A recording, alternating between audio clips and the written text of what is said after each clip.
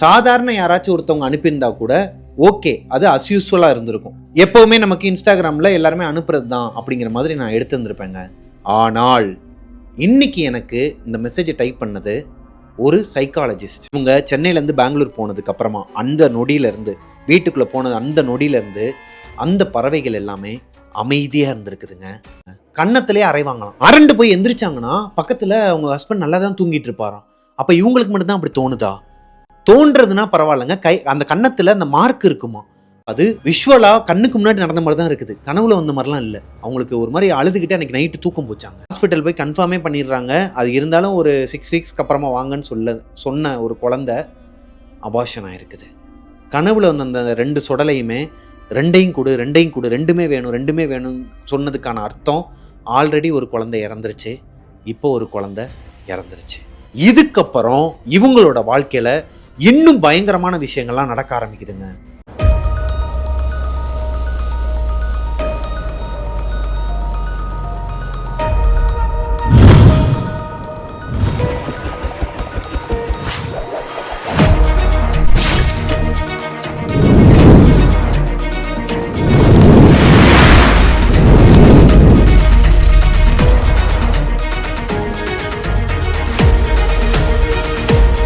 So சாரதாக்கு இப்போ abortion ஆயிருச்சு. Again அந்த பொண்ணு டிப்ரெஷனுக்குள்ள போயிடுறாங்க. இதுக்கப்புறம் நம்மளை யாராலையும் காப்பாற்ற முடியாது அப்படிங்கிற ஒரு முடிவுக்கும் வந்துடுறாங்க. இந்த நேரத்தில் ஆள் ரொம்பவே நொந்து போயிட்டாங்க. எப்படி இருக்கும் அவங்களுக்கு? ஆல்ரெடி ஒரு குழந்தை வந்து அபார்ஷன் ஆயிருக்குது, அதை வீட்டுக்கு சொல்லலை. இப்போ இவங்க கண் முன்னாடியே இந்த கனவுக்கு அப்புறமா இவங்களுக்கு இந்த ஒரு சம்பவம் நடந்தது ரொம்பவே பாதிக்கப்படுது. இவங்க யாரு கூடயுமே பேசாமல் இவங்களே தனிமைப்படுத்திக்கிறாங்க. இவங்க பெங்களூரில் இருக்கிற அந்த வீடே இருண்ட வீடாயிருதுங்க. லைக் இவங்க சாமி கும்பிட்றதே விட்டுறாங்க. அங்கே இருக்கிற பறவைகளுக்கு மட்டும்தான், இவங்க வளர்க்குற அந்த குழந்தைங்களுக்கு மட்டும்தான் சாப்பாடு போட்டுட்ருக்குறாங்க. மற்றபடி இவங்க ஒரு நடபுணமாக இருந்திருக்கிறாங்க அந்த வீட்டில். ஹஸ்பண்ட் கிட்ட சரியாக பேசுறது கிடையாது. அவங்க அம்மா கிட்டேருந்து ஃபோன் கால் வந்தாலும் ரெஸ்பான்ஸ் பண்ணுறது கிடையாது. இவங்க ஃப்ரெண்ட்ஸ் கூடயோ யாரு கூடயும் டைம் ஸ்பெண்ட் பண்ணுறதே கிடையாதுங்க. இப்படி இருந்த சாரதாக்கு ஒரு நாள் என்ன ஆகுதுன்னா, நடந்து போய் கொஞ்சம் காஃபி குடிக்கலாம்னு சொல்லிட்டு அவங்க கிச்சன் வரைக்கும் போகிறாங்க. அப்படி போகும்போது தான் ரைட் சைடில் பார்த்தா பூஜை அறை வந்து ஒரு மாதிரி தூசிலாம் படர்ந்து, விளக்கு ஏற்றாமல், விளக்கெல்லாம் ஒரு மாதிரி பூவெல்லாம் காஞ்ச பூவை கூட எடுக்காமல் அதுலேருந்து ஸ்மெல் வர மாதிரிலாம் ஒரு மாதிரியாக இருந்திருக்குதுங்க. வழக்கமாக இவங்க வந்து சாமி கும்பிட்ற பொண்ணு, ரொம்பவே ஸ்பிரிச்சுவலான ஒரு பொண்ணு தான். அப்படி இருக்கிற பொண்ணுக்கு அந்த பூஜை அறையை இந்த மாதிரி ஒரு கோலத்தில் பார்த்ததுக்கப்புறமா அவங்கள அறியாமலே கொஞ்சம் கொஞ்சமாக அந்த பூஜை அறையை முதல்ல க்ளீன் பண்ண ஆரம்பிக்கிறாங்க. கொஞ்சம் கொஞ்சமாக சாமி கும்பிடவும் ஆரம்பிக்கிறாங்க. நிறைய கதைகள் கேட்பாங்களாங்க, சாமி கதைகள்லாம் கேட்பாங்களாம். லைக் இந்த ஸ்பிரிச்சுவல் குருஸ்ன்னு சொன்னாங்க, அவங்களோட கதைகள்லாம் வந்து கேட்க ஆரம்பிக்கிறாங்க. இப்போது கொஞ்சம் கொஞ்சமாக அவங்க அந்த டிப்ரெஷன்லேருந்து வெளியே வர்றதுக்கு ட்ரை பண்ணிகிட்டு இருக்கிறாங்க. இந்த மாதிரி ட்ரை பண்ணிகிட்டு இருக்கிற நேரத்தில் தான் சாரதாவுக்கும் அவங்க ஹஸ்பண்டுக்கும் அனிவர்சரி வருதுங்க. அதாவது இவங்களுக்கு கல்யாணமாகி 4 வருஷம், 4வது வருஷம் அனிவர்சரி வரப்போகுது. அன்னைக்கு கூட இவங்க வந்து மங்களகரமாக அந்த மாதிரிலாம் சும்மா அவங்க ஹஸ்பண்டுக்காக தான் நடிச்சிருக்கிறாங்களே தவிர்த்து இவங்க மனசார ரொம்ப நொந்து போய் தான் இருக்கிறாங்க. இந்த சாமி கதைகள் கேட்குறது அது இதுன்னு ஏகப்பட்ட விஷயத்தில் இவங்களோட கவனத்தை சிதற விட்டாலும், அதாவது கவனத்தை அப்படியே திசை திருப்பலான்னு பார்த்தாலும் இவங்களுக்கு உள் மனசு ஒத்துழைக்கலைங்க. அதை தாண்டிலும் இவங்களை சுற்றி எப்பயுமே ஒரு நெகட்டிவ் வைப் இருக்கதையும் அவங்க உணர்றாங்க. லைக் அந்த கருப்பு உருவம், அந்த உருவத்தை அப்பப்போ எங்கெங்கேயோ பார்த்துருக்குறாங்க. அது இன்னுமே அவங்கள பின்தொடர்ந்துட்டு தான் இருக்குது அப்படிங்கிறது தெரியும் இவங்களுக்கு. அதோட மோட்டிவ் தான் என்ன? இவங்கள சாகடிக்கிறதா? இதை யார் பண்ணுறா? சாரதாவோட மாமியாரா இல்லை அவங்க வீட்டாளுங்களே பண்ணுறாங்களா? அதாவது அவங்க அப்பா வீட்டாளுங்க, அவங்க பாட்டி அவங்களாம் பண்ணுறாங்களா, அத்தைங்கெல்லாம் பண்ணுறாங்களான்னு ஒரே கன்ஃபியூஷனுங்க. இதுக்கப்புறம் யார் பண்ணால் என்ன? நம்ம வாழ்க்கையே போச்சு, சரி ஓகே இதுக்கப்புறம் நம்ம வாழ்வோம், நம்மளும் சாகணும், நம்ம செத்துட்டோம் அப்படின்னா கண்டிப்பாக இதை யார் பண்ணாங்களோ அவங்களுக்கு வந்து ஹாப்பி ஆகிடுவாங்க. அது மட்டும் நான் நடக்க விட மாட்டேன். இந்த பொண்ணோட வைராக்கியமும் இந்த பொண்ணோட தைரியமும் தான் இவங்கள அடுத்த பாதைக்கு வழி நடத்திட்டு போகுதுங்க.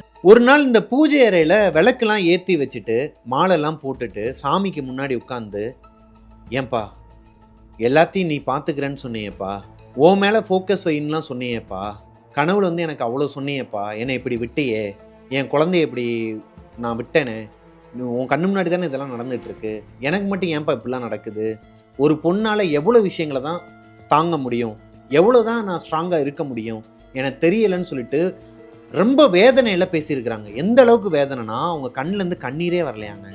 இப்படியே ஒரு வாரம் போயிருக்குதுங்க. டெய்லி சாமி முன்னாடி குழம்புறது, அவங்க மனசு உடைஞ்சு பேசுறது, அவங்கள மீறி, அதாவது அந்த பேட் வைப்ல இருந்து வெளியே வரணும்னு அவங்கள மீறி வெளியே வந்தாலுமே ஆட்டோமேட்டிக்காக மறுபடியும் அந்த நெகட்டிவ் வைப் தான் அவங்களுக்குள்ள வருமாங்க. இப்படியே 1 வீக் போகுது. அதுக்கப்புறமா தீபாவளி வருது. தீபாவளிக்கு 1 வீக் முன்னாடியே நம்ம ஊருக்கு போயிடலாம், நம்ம ஏன் இந்த சித்த வைத்தியம் ட்ரை பண்ணக்கூடாது, சித்த மருந்துகள்லாம் ஏன் ட்ரை பண்ணக்கூடாது குழந்தைக்கு, நம்ம வயிற்றுல எதனா ப்ராப்ளம் இருக்குமா, இல்லை அங்கே ஊரில் போனோன்னா கொஞ்சம் மன நிம்மதியாக இருக்குமே, அம்மா கூட போய் கொஞ்ச நாள் இருந்துட்டு வரலாமே அப்படின்னு சொல்லிட்டு அவங்க ஹஸ்பண்டுக்கிட்டையும் கேட்குறாங்க. அவரும் பர்மிஷன் கொடுத்துட்றாருங்க. சரி ஓகே நீ போயிட்டு வான்னு. தீபாவளிக்கு 1 வாரத்துக்கு முன்னாடியே சாரதா அவங்களோட சொந்த ஊருக்கு போயிடுறாங்க. அவங்க அம்மா வீட்டில் தான் இருக்கிறாங்க. அவங்க வீட்டுக்கு போனதுக்கு அப்புறமா இந்த சித்த வைத்திய முறையில் நிறைய மருந்துகள்லாம் எடுத்துக்க ஆரம்பிக்கிறாங்க. அதாவது எடுக்கலாமான்னு சொல்லிட்டு போய் கேட்குறாங்க. அவங்களும் அதுக்கு அறிவுரையெல்லாம் கொடுக்குறாங்க. ஸோ கொஞ்சம் கொஞ்சமாக அந்த மருந்து எடுக்க போகிறாங்க. ஆனால் இவங்களால அந்த மருந்தை எடுக்க முடியாது. ஏன்னா பீரியட்ஸ் வரணுமாங்க. இந்த மாதிரி ட்ரீட்மெண்ட் ஆரம்பிக்கிறதுக்கு முன்னாடி உங்களுக்கு பீரியட்ஸ் வந்தால் தான் இந்த ட்ரீட்மெண்ட் சித்த வைத்தியத்தில் வரிசையாக ஆரம்பித்து கொண்டு போக முடியுமா, ஸ்டேஜாக. இவங்களும் என்னென்னவோ சாப்பிட்டு பார்க்குறாங்க, என்னென்னமோ மருந்து சாப்பிட்டு பார்க்குறாங்க. பீரியட்ஸ் மட்டும் ஆகவே இல்லையாங்க. இந்த மாதிரி மருந்து எடுக்கிறவங்களுக்குலாம் தெரியும்னு சொல்லி சொன்னாங்க. உங்களுக்கு தெரிஞ்சிருந்தால் கீழே கமெண்ட்டில் சொல்லுங்கள். அண்ட் இப்படியே கொஞ்ச நாள் போகுது. அவங்க எதிர்பார்த்த மாதிரி பீரியட்ஸ் வரவே இல்லை.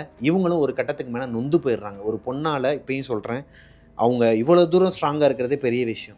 இன்னமும் அதுக்குண்டான ஒரு ஸ்டெப் எடுத்து வைக்கிறது கூட அவங்கள விடலைன்னா அவங்களுக்கு எப்படி இருக்கும் மனசு? ரொம்ப நொறுங்கி போய் இதுக்கப்புறம் அவ்வளோதான், நமக்கு பீரியட்ஸே வராது, நமக்கு இந்த குழந்தைங்கிற ஒரு விஷயத்த நினச்சே பார்க்க முடியாது அப்படிங்கிற ஒரு மைண்ட் செட்டுக்கு வராங்க. இந்த வெந்த புண்ணுல வேலை பாய்ச்சறதுன்னு சொல்லி கேள்விப்பட்டிருப்பீங்க.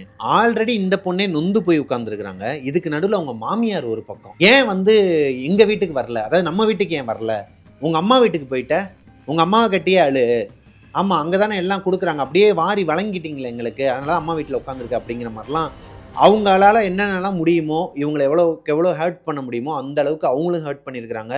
அவங்களோட பொண்ணும் ஹர்ட் பண்ணியிருக்கிறாங்க. அதாவது இவங்க கல்யாணம் பண்ணிட்டு வந்தாங்க இல்லையா, மாப்பிள்ளையோட தங்கச்சி, அவங்க அக்காக்கள்லாம் இருக்காங்க இல்லையா, அவங்களாம் இவங்கள கலாய்க்கிற மாதிரி கலாய்க்கிறது, என்ன உனக்கு அபார்ஷன் ஆகிடுச்சாமேன்னு சொல்லிட்டு இந்த பொண்ணை மேலே மேலே புண்படுத்தியிருக்கிறாங்க.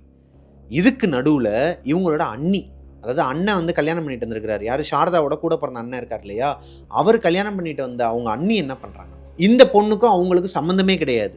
இவங்க அம்மா வீட்டில் இருக்கிறதுக்காண்டி வந்திருக்கிறாங்க. இவங்க வந்த நாள்ல இருந்தே மூஞ்சி கொடுத்து பேசலை, ஒரு மாதிரி மூஞ்சி திருப்பிட்டு போகிறது. அவங்களுமே ஒரு மாதிரி வன்மத்தை கக்க ஆரம்பிச்சிருக்கிறாங்க. சம்மந்தமே இல்லாமல் ஏகப்பட்ட பிரச்சனையை அவங்க ஒரு பக்கம் கிளப்பி விட்டுருக்குறாங்க. ஒரு பொண்ணுக்கு புகுந்த வீட்டில் பிரச்சனை வரலாம், பிறந்த வீட்டில் பிரச்சனை வரலாம், இல்லை தன்னோட வாழ்க்கையில் பிரச்சனை வரலாம். 3மே ஒன்றா சேர்ந்து வந்தால் எப்படி இருக்கும்? நொந்து போய் நைட்டு தூக்கமே வராமல் ஒரு கட்டத்துக்கு மேலே தூங்குறாங்க. அன்னைக்கு நைட்டு அவங்களோட கனவுல ஒரு 12:30 மணி இருக்குமாங்க, மகாலட்சுமி, காட் மகாலட்சுமி இருக்கிறாங்க இல்லையா, அவங்க தத்ரூபமாக இவங்களுக்கு முன்னாடி உட்கார்ந்துருக்கிறாங்க. அவங்களுக்கு முன்னாடி தான் இவங்க உட்காந்து சாமி கும்பிட்டுட்டு இருக்கிறாங்க. சாமி கும்பிட்டுட்டு இருக்கும்போது அவங்க என்ன சொல்கிறாங்கன்னா, நான் அவங்க எனக்கு என்ன அனுப்புனாங்களோ அதை அப்படியே ஸ்க்ரீன்ஷாட்டில் போடுறேன் பாருங்க.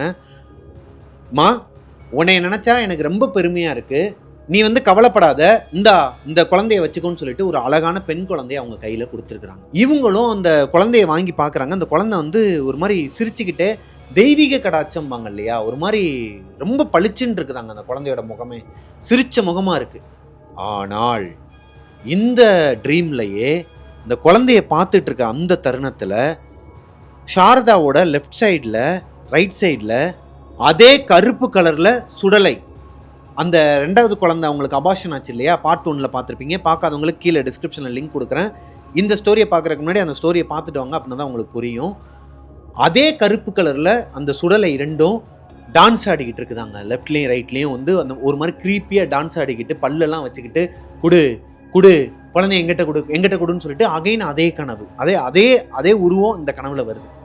இப்போது மகாலட்சுமி, காடு மகாலட்சுமி முன்னாடியே இப்போ 2 சுடலையும் ஆடிட்டு இருக்கு. குழந்தை சிரிக்கலை, ஒரு மாதிரி உருன்னு மூஞ்ச வச்சுட்டு இருக்கிறாங்க. இந்த பொண்ணுக்கு ஒரு மாதிரி உள்ளுக்குள்ள ஈரக்குலைய நடுங்குதாங்க. கடவுளுக்கு முன்னாடி உட்கார்ந்துருக்கோங்கிற அந்த ஒரு எண்ணம் இருந்தாலும் இந்த 2 சுடலையை பார்த்தோன்னே இவங்களுக்கு ஒரு மாதிரி ஈரக்குலை நடுங்க ஆரம்பிச்சிருக்கு. போச்சுடா, அவ்வளோதான், இப்போ கடவுளே பார்த்து நமக்கு ஒரு குழந்தைய கொடுக்கணும்னு வந்தாலும் இந்த ஏவல் சூனியத்தால் நம்ம குழந்தைங்க போயிடுங்க, இதுக்கு மேலே நமக்கு அவ்வளோதான் அப்படிங்கிற மாதிரி ஒரு மனப்பக்குவத்துக்கு வரும்போது இந்த குழந்தை சிரிக்க ஆரம்பிச்சிருக்குதுங்க. குழந்தையும் சிரிக்குது, மகாலட்சுமியும் சிரிக்கிறாங்க. 2 பேருமே சிரிக்கும்போது இவங்களுக்கு ஒண்ணுமே புரியல. இப்படி ஒரு ட்ரீம்ல அந்த பொண்ணால என்ன ரியாக்ட் பண்ண முடியும்? கனவுல கூட நிம்மதியா இருக்க விட மாட்டீங்களாடா? அப்படிங்கிற மாதிரி தான் சாரதாக்கு இருந்திருக்கு. திடீர்னு அந்த பொண்ணோட ஷோல்டர்ல ரைட் சைட்லயும் 2 சொடலையும் கைய வச்சிருக்குதுங்க. பக்குன்னு ஆகி எந்திரிச்சிருக்காங்க. அப்பதான் அவங்களுக்கு தெரியுது கனவு. நைட்டு 1 மணிக்கு இந்த கனவு வந்திருக்கு. அவங்க எந்திரிச்சு பார்க்கும்போது டைம் 1. அவங்க அம்மாவும் எந்திரிச்சிருக்காங்க. பதறி அடிச்சுட்டு என்னாச்சும்மா என்னாச்சுமான்னு சொல்லி கேட்கும்போது இவங்களுக்கு எதுவுமே சொல்ல தோணலையாம். என்ன இப்ப சொன்னா மட்டும் அவங்க அம்மா நம்புவாங்களா? இல்ல அவங்க அப்பா நம்புவாங்களா? இல்ல அவங்க வீட்ல யாருன்னா நம்புவாங்களா? மாமியார் நம்புவாங்களா? இல்ல புருஷன் நம்புவாரா?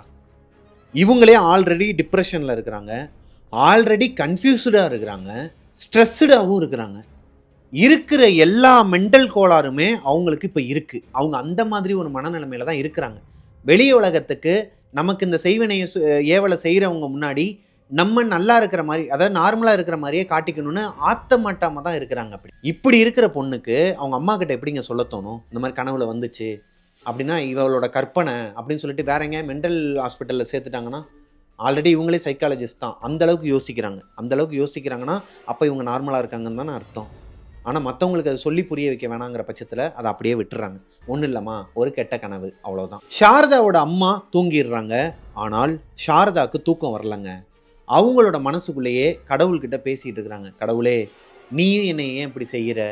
நான் ஆல்ரெடி ஏகப்பட்ட டிப்ரெஷன்ல இருக்கிறேன். நீயும் சாதாரண ஹியூமன் மாதிரி நடந்துக்காத. நீ ஏன் எனக்கு இந்த மாதிரியான கனவுலாம் காட்டி, குழந்தைய காட்டி ஆசையை வளர்க்குற? அப்படிங்கிற மாதிரி மனசுக்குள்ளேயே திட்டிகிட்டு இருக்கும்போது சாரதாக்கு வயித்துல பெயின் வந்திருக்குதுங்க. ஒரு மாரி இந்த வலியே எப்படி இருந்துச்சுன்னா, இவங்க மாசமா இருக்கும்போது ஒரு வலி வந்துச்சு இல்லையா? கன்ஃபார்ம் பண்றதுக்கு முன்னாடி இவங்களுக்கு பீரியட்ஸ் தள்ளி போச்சு இல்லையா? அந்த டைம்ல என்ன பெயின் வந்துச்சோ அதே பெயினை இவங்க உணர்றாங்க. இருந்தாலும் இதுக்கு வேற வேலை இல்லைன்னு சொல்லிட்டு படுத்து தூங்கிடுறாங்க. அடுத்த நாள் எந்திரிச்சதுக்கு அப்புறமா மறுபடியும் பெயின் வந்து அதிகமா இருக்கிற காரணத்தினால அந்த சித்த வைத்தியம் இருக்கிறாங்க இல்லையா? அவங்கள போய் பார்க்கலாமா வேணாமான்னு சொல்லிட்டு ஒரு கன்ஃப்யூஷன்ல இருக்கிறாங்கங்க. இப்போ சாரதா மனசுல ஒரு நப்பாசங்க. என்னன்னா, இப்போ நம்ம சித்த வைத்தியர்கிட்ட போய், ஏன்னா அவங்க இன்னும் ட்ரீட்மெண்ட் எடுக்கவே ஆரம்பிக்கல பீரியட்ஸ் வராத காரணத்தினால. ஒரு வேளை சித்த வைத்தியர்கிட்ட போய் நம்ம காட்டும்போது நம்ம கையை பிடிச்சி பார்த்துட்டு, "எம்மா நீ மாசமா இருக்கிறம்மா, ஆல்ரெடி ஒரு குழந்தை வந்து உன் வயித்துல இருக்குது, உண்டாயிருக்கு, கரு உண்டாயிருக்கு" அப்படின்னு சொல்லிருவாங்களா? அப்படிங்கிற மாதிரி ஒரு அவங்க சொன்னது சில்லியா ஒரு திங்க் எனக்குள்ள இருந்துச்சுன்னு. அந்த மாதிரி அவங்களுக்குள்ள ஒரு தாட் இருந்தாலும், ஒரு கட்டத்துக்கு மேல இது வேணாம், இது ஒண்ணுத்துக்கு வேலைக்கு ஆவாது. நம்ம எதுக்கு இங்க வந்திருக்கோன்னே தெரியல. அண்ணி ஒரு பக்கம், மாமியார் ஒரு பக்கம், அப்பாவோட வீட்டாளுங்க ஒரு பக்கம்னு சொல்லிட்டு, நம்ம அங்க பேயோட கூட போராடிரலாம். ஆனா இங்க இருக்கிற மனுஷங்களோட போராட முடியலன்னு சொல்லிட்டு, பெங்களூருக்கு டிக்கெட் போடுறாங்க. நாளைக்கு நைட்டு கிளம்புறதுக்கு இன்னைக்கு ஈவினிங் வந்து உட்காந்து புக் பண்றாங்கங்க. டிக்கெட்லாம் போட்டதுக்கு அப்புறமா அடுத்த நாள் காலையில, அதாவது அன்னைக்கு நைட்டு அவங்களுக்கு பஸ்ஸுனா, காலையில இவங்களுக்குள்ள ஒரு தாட் வருதுங்க. எதுக்கும் ஒரு தடவை இந்த பிரெக்னன்சி கிட் வாங்கி ட்ரை பண்ணிடலாமா, பார்க்கலாமா, எதனா பாசிட்டிவாக வருமான்னு சொல்லிட்டு மறுபடியும் ஒரு நப்பாசையில் போய் மெடிக்கல் ஷாப்பில் அந்த கிட்லாம் வாங்கிட்டு வந்து ட்ரை பண்ணுறாங்க. பார்த்தா வீக்லி பாசிட்டிவ், அதாவது இருக்கு.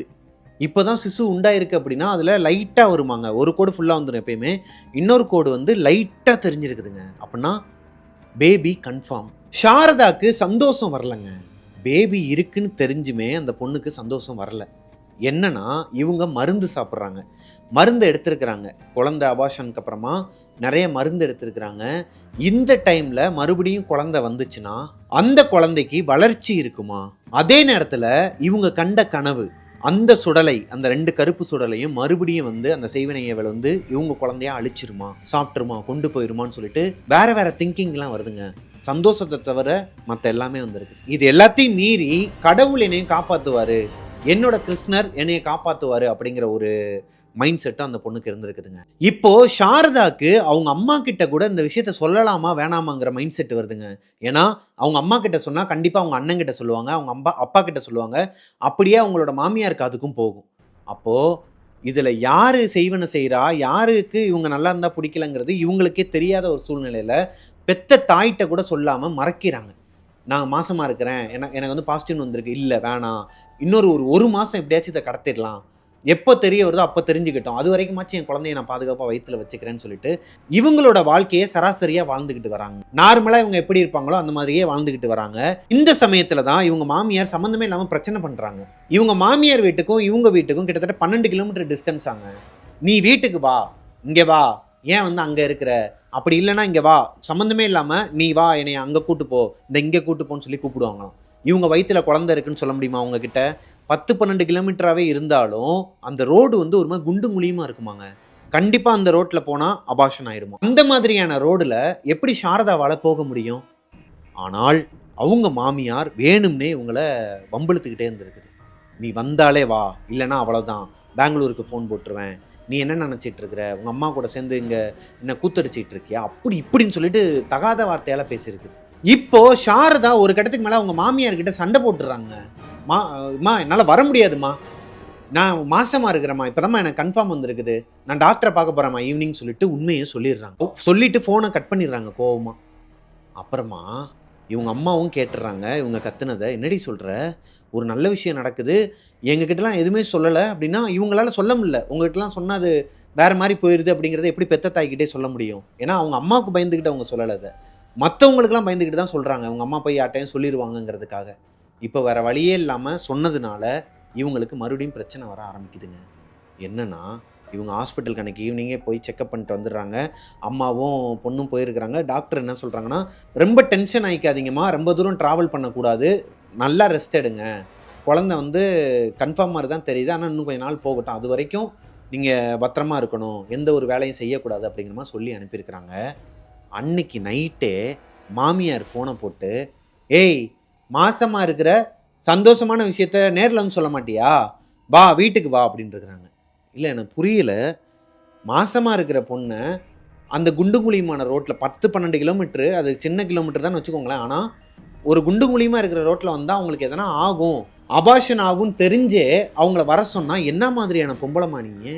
அவங்க மாமியாரை பார்த்து தான் கேட்குறேன் நான் இந்த கேள்வியை. இவங்க ரொம்பவே அந்த பொண்ணை வந்து ரொம்பவே பாதிச்சிருக்குங்க இந்த விஷயம். என்னடா மனுஷி இந்த பொம்பளை. இதுக்கு நடுவில் ஒரு 1.5 மாதம் போயிருக்குதுங்க. இப்படியே இவங்க மாமியாரால் எவ்வளோக்கு எவ்வளோ பிரச்சனை கொடுக்க முடியுமோ கொடுத்துருக்குறாங்க. ஆனால் இவங்க ஸ்ட்ராங்காக இருந்திருக்கிறாங்க, இவங்க அம்மாவும் இவங்களுக்கு சப்போர்ட்டு. ஸோ மாமியாருக்கு பிடிக்கவே இல்லை இவங்கள பார்த்தா. என்ன நான் சொல்லி அவள் வரலையா, அவள் எப்படி அந்த குழந்தைய பெற்றுடுறான்னு பார்க்குறேன், அப்படி இப்படின்னு ஓப்பன் டாக். அவங்க மட்டும் கிடையாதுங்க, இவங்க அம்மா யார், நம்ம சாரதா அவங்களோட அம்மா தீவிரமான முருகரோட பக்தையாங்க.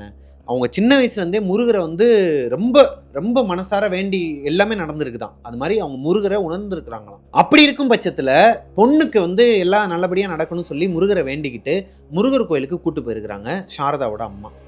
அப்படி முருகன் கோயிலுக்கு போன இடத்துல மாமியார் சைடுலேருந்து, மாமியாரோட பொண்ணுங்க இருக்காங்க இல்லையா, அதான் சாரதாவோட ஹஸ்பண்டோட கூட பிறந்த அக்கா தங்கச்சிங்க, அவங்க எல்லாம் ஒன்று சொன்ன மாதிரி வந்திருக்கிறாளுங்க எங்கள் கோயிலுக்கு. வந்துட்டு அப்படியே போக வேண்டியதானே, இவங்கள பார்த்து நடு ரோட்டில் நின்று அசிங்கப்படுத்துகிறேங்கிற பேரில், இங்கே பார் எங்கள் அம்மா கூப்பிட்டா வரமாட்டியா, உங்கள் அம்மா வீட்டுக்கு போயிட்டா உனக்கு என்ன 2 கொம்பா முளைச்சிருக்குது, நீ எப்படி இந்த குழந்தைய பெற்றுறன்னு பார்க்குறேன், உனக்கு தான் குழந்தையே நிற்காதே, அபார்ஷன் ஆகிடுமே, அப்படி இப்படின்னு அவதூறா, அதாவது அபசகுணமாக பேசியிருக்கிறாங்க. ரொம்ப அவசகுணமாக பேசும்போது சாரதாவோட அம்மா அழுக ஆரம்பிச்சிடுறாங்க. சாரதா ஒரு கட்டத்துக்கு மேலே பொறுமை இழந்துடுறாங்க. ஏய் இதா பார், உங்களெல்லாம் வந்து என் புருஷனுக்காண்டி தான் விட்டு வச்சிருக்கிறேன் சரியா, ஒரு அளவுக்கு தான், ரொம்ப பேசுனா வேற மாதிரி ஆயிரும் சொல்லிட்டு இவங்க தடவை அரட்டி பேசுனதுக்கப்புறமா அவளுங்க எல்லாருமே வந்து ஒரு மாதிரி பார்த்து பயந்துக்கிட்டு, இவன் எப்படி பேசுகிறா, ரவுடியை தான் கல்யாணம் பண்ணிட்டு வந்திருக்கான் போலன்னு சொல்லிட்டு மறுபடியும் அவளுங்களுக்குள்ளேயே புறணி பேசிக்கிட்டு அப்படியே போயிட்டாளுங்களாங்க.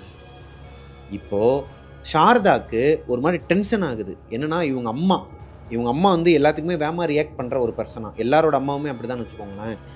இவங்க கொஞ்சம் ஸ்ட்ராங் லேடிங்கிறது நம்ம ஆரம்பத்துலேருந்தே பார்த்துட்டு இருக்கோம். அப்படி இருக்கும் பட்சத்தில் நம்மளால் எதுக்கு பிரச்சனை, நம்ம பேசாமல் புருஷங்கிட்டே போயிடலான்னு சொல்லிட்டு பெங்களூருக்கு கிளம்ப போகிறாங்க. எப்போது 4 மாதம், இவங்களுக்கு இப்போது 4 மாதம், குழந்தை கன்ஃபார்ம் ஆகிடுச்சு, வயிற்றில் குழந்தை இருக்குது, 4 மாதம் பெங்களூருக்கு கிளம்பி போயிடுறாங்க. இவங்க பெங்களூருக்கு கிளம்பி வர்றதுக்குள்ள, அதாவது நம்ம 1.5 மாதத்துல தான் அவங்க அந்த கோயிலுக்கு வெளியே வச்சு அவங்களோட நாத்தனாருங்கெல்லாம் திட்டிட்டு போனாலும் இல்லையா, அதுக்கப்புறமா சாரதாவோட அண்ணி, அவங்க கூட பிறந்த அண்ணனோட ஒய்ஃபு, அவங்க நான் ஆல்ரெடி சொன்னேன் இல்லையா சம்மந்தமே இல்லாமல் நிறைய பிரச்சனை பண்ணிட்டு இருக்கிறாங்கன்னு, இப்போது இவங்கள வச்சு அவங்க வீட்டாளுங்களை ஒரு மாதிரி தூண்டி விட்டு சாரதாவோட அண்ணனை ரொம்பவே காயப்படுத்தியிருக்கிறாங்க.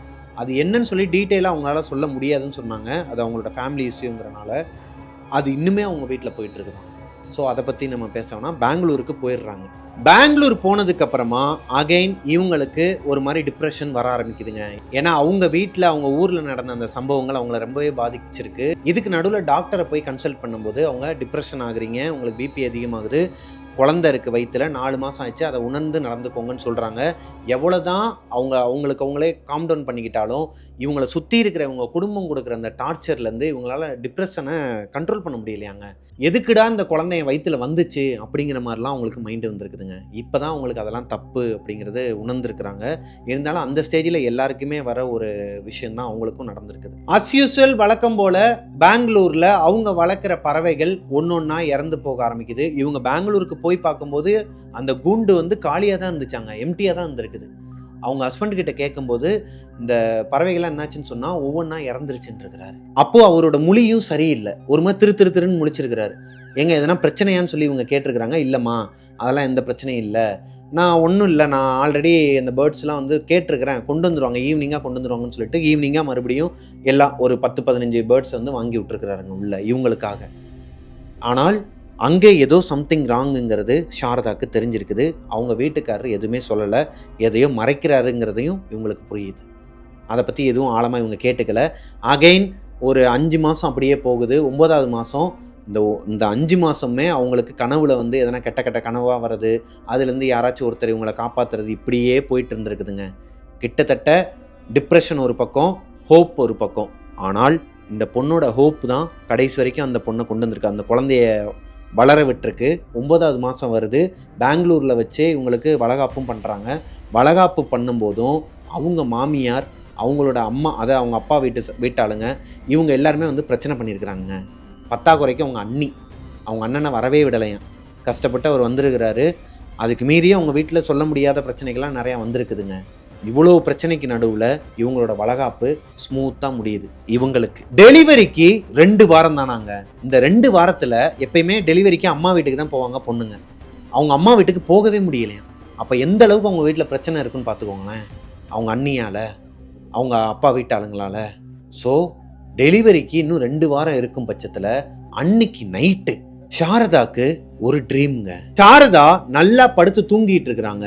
அவங்க கனவுல மாசமா இருக்கிறாங்க. 9வது மாசம், நிற மாசம்னு சொல்லுவாங்க. இன்னொரு 2 வாரத்துல குழந்தை பிறக்க போதுன்னா என்ன சுச்சுவேஷன் உங்களுக்கே தெரியும். அந்த நிலைமையில அவங்களுக்கு ஒரு மாதிரி கை கால்லாம் நடுங்க ஆரம்பிக்குதுங்க. கை கால்லாம் சம்மந்தமே இல்லாம நடுங்க ஆரம்பிக்குது. பதறி போய் எந்திரிக்கிறாங்க. அவங்க எந்திரிச்சு பார்த்தா கையெல்லாம் நடுங்கிட்டு இருக்கு. அவங்களுக்கு ஸ்வெட் ஆகுது. ஏசி ஓடுது, ஸ்வெட் ஆகுது. என்னடா இது, ஒரு மாதிரி நெகட்டிவா ஃபீல் ஆகுது. ரூமே வந்து ஒரு மாதிரி இருண்டு போன மாதிரி இருக்கு. அந்த விடிபல்ப்பு மட்டும்தான், ப்ளூ கலர் சொன்னேன் இல்லையா, பார்ட் 1ல சொல்லியிருப்பேன், அந்த ப்ளூ கலர் விடிபல்ப்பு மட்டும்தான், நைட் லேம்ப் மட்டும் தான் இருக்குது. பக்கத்தில் அவங்க வீட்டுக்காரர் இல்லை.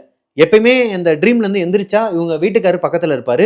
இன்னைக்கு இவர் இல்லை, பக்கத்தில் இல்லை. ட்ரீம்குள்ள இதெல்லாம் நடந்துட்டு இருக்கு. ஒரு மூச்சு சத்தங்க. வழக்கம் போல பார்ட் 1ல பார்த்த மாதிரியே அதே மூச்சு சத்தம், அதே ஹீட்டை அவங்க உணர்றாங்க.